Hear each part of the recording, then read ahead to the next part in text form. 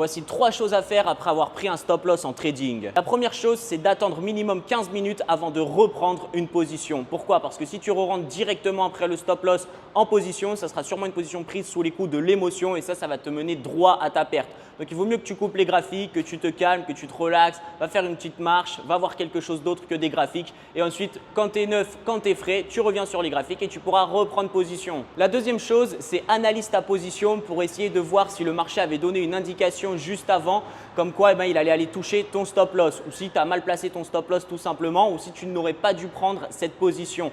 Il y a des fois, on fait des petites erreurs et on s'en rend compte après, une fois que notre stop loss a été touché. On se dit « Ah merde !»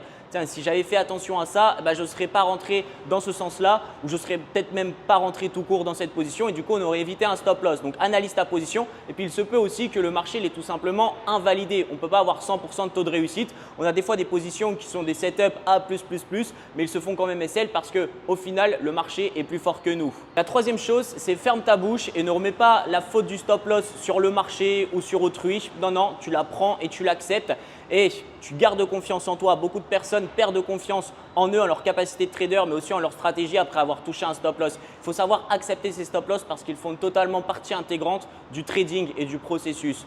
Donc, accepte-le, garde confiance et tu passes au prochain trade.